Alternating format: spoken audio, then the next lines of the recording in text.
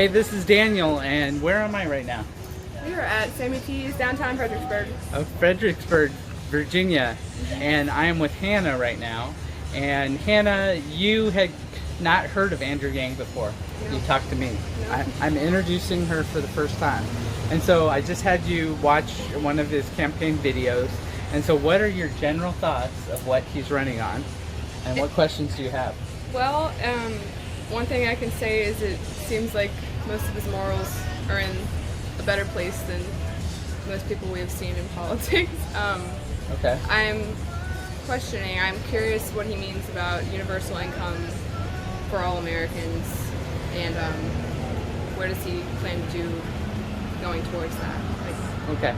So the plan is $1,000 a month for each American over 18, and the way he's going to pay for it is by reducing costs, but also Amazon paid zero in taxes last year, so he wants to do a value-added tax that targets technology, some of the technology that is automating away jobs. He wants to have a little slice of every truck mile, automated truck mile, every Amazon sale, every Uber mile to go as a tax and then come back to us individually with $1,000 a month. So that's what he's looking to do. Okay. I can see that functioning. That's a big move, that's for sure. I can see a lot of people feeling iffy about it, but the longer he lasts in the campaign, I'm sure the more ideas he puts out there, that'll help ease people's minds. Yeah, I was not, when I first heard about it, I was like, what? That's a little futuristic. It's very, what's the term, like putting your fingers into everything, kind of. That's what people term politics as, like they like to get their hands into everything, and that's basically what that seems like. But I think as long as somebody who is trusted does that, then it doesn't seem like a bad idea, because it's better than having complete freedom and chaos. Well, one of the things that he talks about is that our data is worth more than oil now. And when's the last time you got your data check for companies taking your information and selling it? We don't get it, but yeah. we bailed out the banks in 2008, and we printed millions of dollars for the banks, but people that are struggling, we're not getting anything, or the American people aren't getting anything for what we have given these companies to become very wealthy. Without us even really knowing it. Right. Of course. Our data is spread all out there and being sold and traded and used, and yeah, that's a little bit out of hand. So is that persuasive as far as it's honestly, it's unsettling how much that has been spread. I've thought about that a lot. It's just the little things like getting calls from random telemarketers, and emails being sold, and personal information that other people should not have. That's definitely a big issue. Well, we're a $20 trillion economy, and he's like, we totally have the money to give each person $1,000 a month. So above 18, you said? Yeah, above 18.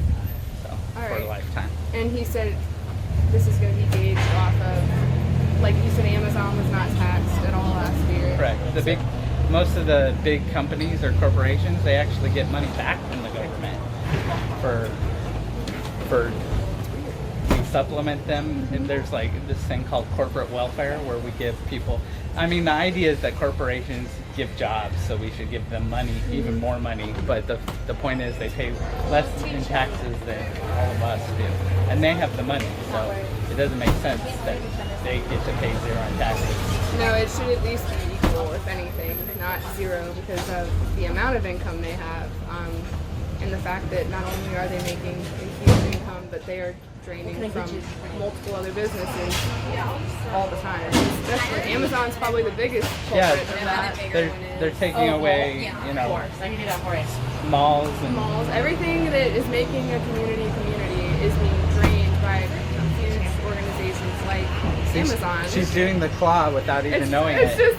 It's just how I view Amazon, as like a claw, and like they're just picking up these little stores and just throwing them into non-existence. Oh, baby, hold on. Truck in the background. So it wasn't an Amazon truck, people. It was it was definitely Pepsi. But we're not going to talk trash about Pepsi.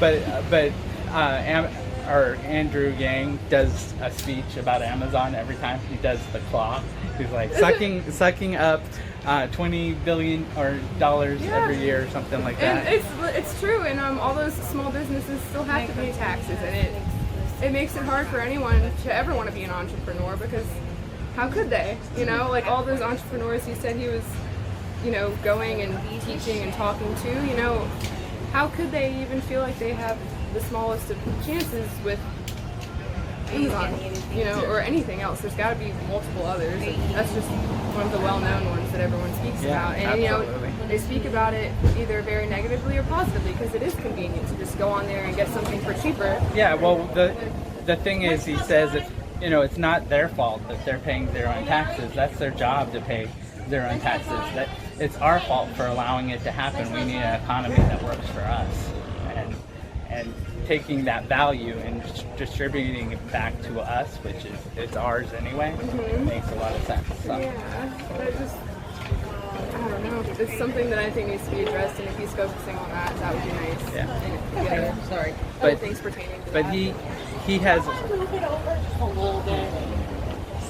over 100 policies. No. So anyway, people want to eat here at the Cheese restaurant, so we're gonna go. But thank you very much, Hannah, for interviewing with me, and you know, she'll be on the Yang Gang here any moment. It should be. Yeah. So thanks again, everyone. Take care. Bye.